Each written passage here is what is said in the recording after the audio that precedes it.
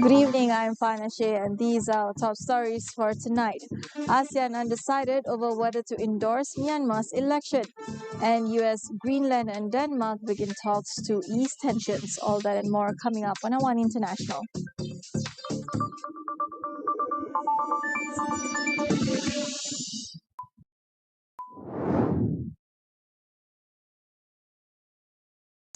Diplomatic talks between the United States, Denmark, and Greenland kicked off on Wednesday as officials moved to defuse tensions after President Donald Trump threatened to seize Greenland.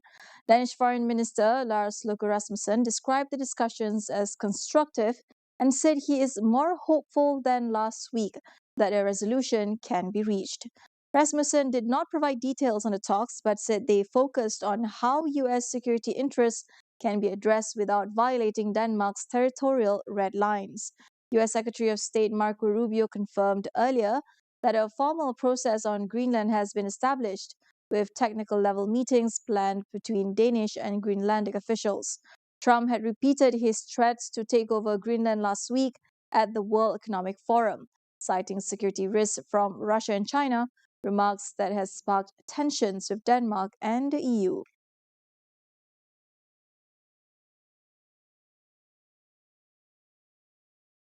ASEAN member states have yet to reach a consensus on whether to endorse the results of Myanmar's controversial election.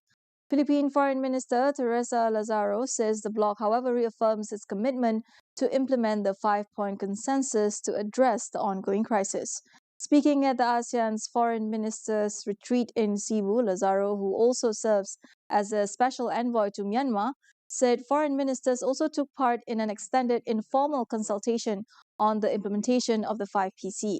Myanmar has been engulfed in civil war since the military seized power in a February 2021 coup. ASEAN, however, has made little progress in enforcing its peace plan, despite barring junta leaders from high-level meetings and stripping Myanmar of its ASEAN chairmanship. Fighting continues across the country, with the military accused of carrying out deadly attacks on civilian areas held by the resistance forces. Now, Myanmar has wrapped up a month-long election process with the military junta still firmly in power, and just days before the 5th anniversary of a coup that overthrew the country's elected civilian government. How were the polls viewed, and what comes next? Dr. Mortuzar from the ASEA's Yusof Issa Institute weighs in. If you look at how it's been orchestrated, it's been staggered over phases, polls have been cancelled in several townships, and it's a much larger number than in the country's past two elections. And of course, there are many areas that are still active conflict zones where there is sustained resistance. So all of this, and of course, even in the lead up to this exercise, the regime stacking the odds in the military-backed party's favor. It all points to the fact, of course, that what the junta has pushed ahead with is entrenching its political role. So there's deep skepticism in the country among the people about these polls. Mo says resistance to the coup is likely to continue, adding that ASEAN should now press the junta for clear commitments to implement its five-point consensus. We need to look at whether there is going to be concrete signs of willingness to implement measures that address the five-point consensus's priorities, which of course include ceasing violence and allowing humanitarian access without discrimination, without weaponizing it, and of course moving towards inclusive political dialogue.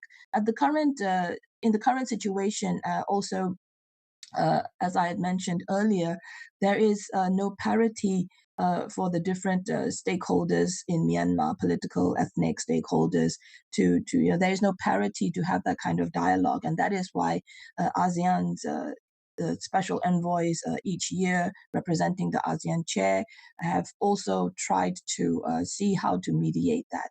And I noticed that for 2026, the ASEAN chair Philippines has also committed to build on all the initiatives that the Malaysia ASEAN chair had started, and also focus on, pushing for more effective implementation of the 5-point consensus. I think at the ASEAN Foreign Ministers retreat that's going on this week, this is going to be very much on the agenda for discussion.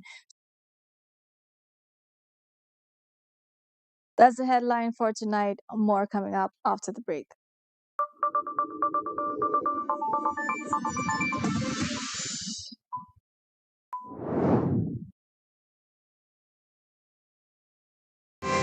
Terima kasih atas kemenangan ini. Kami ingin merakamkan penghargaan kepada semua pelanggan Astro dengan tontonan komplimentari saluran ini dari 26 Januari hingga 4 Februari. Terima kasih kerana menyokong kami.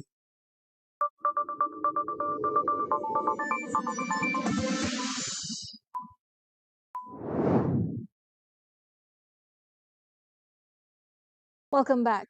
India has agreed to sharply cut import duties on high-end European cars under a new trade deal with the European Union.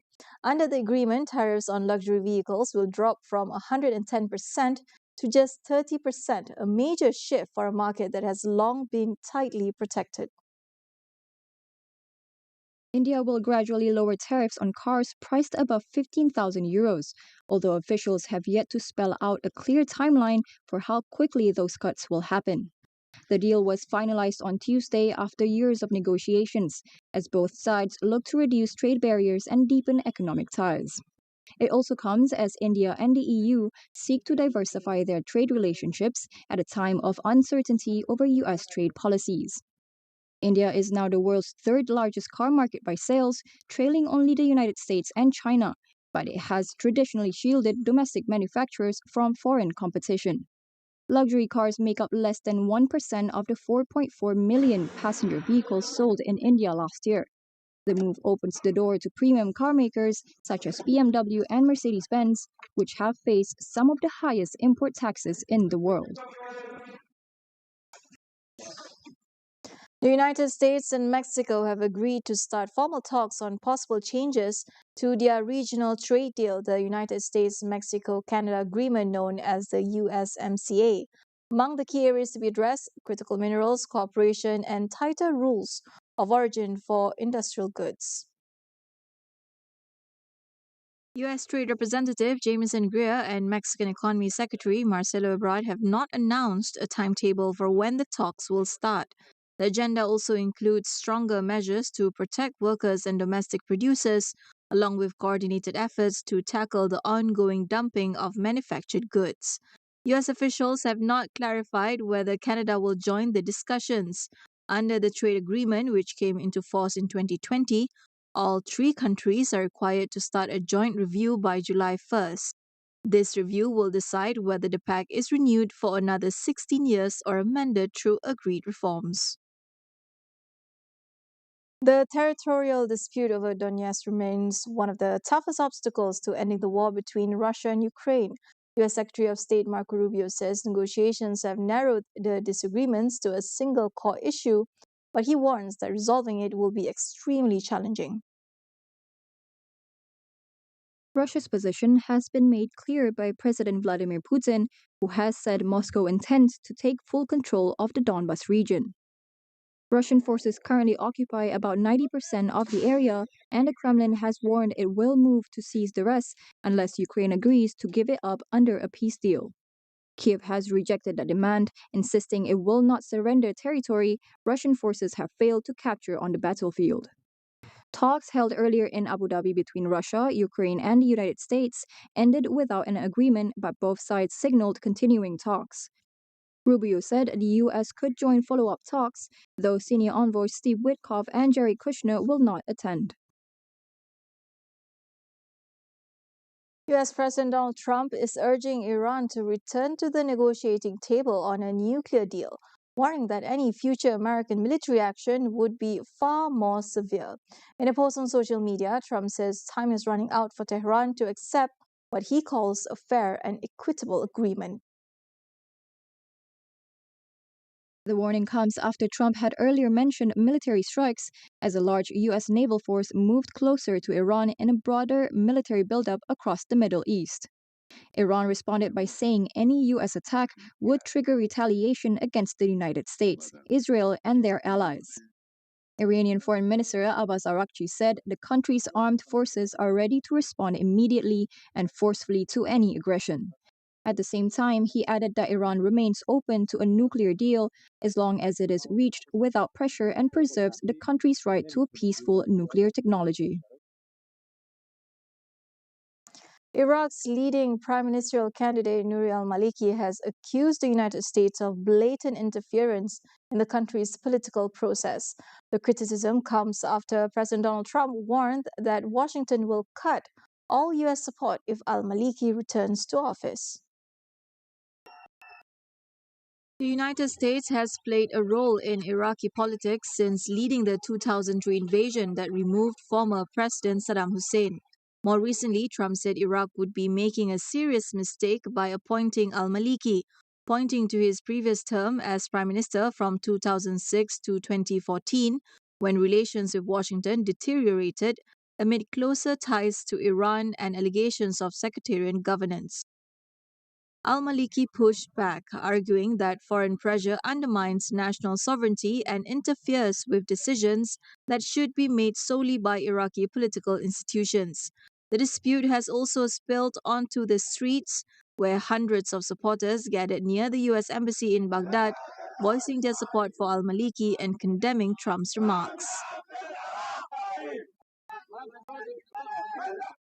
British Prime Minister Keir Starmer and Chinese President Xi Jinping have agreed that closer ties are needed to manage rising geopolitical and economic pressures.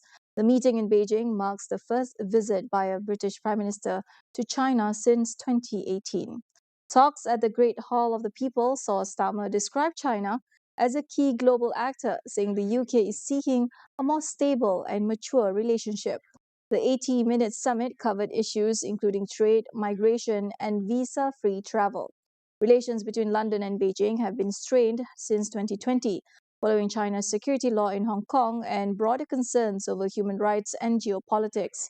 Tensions have since been compounded by allegations of espionage and China's position on Russia's war in Ukraine. Despite those strains, China remains Britain's third largest trading partner.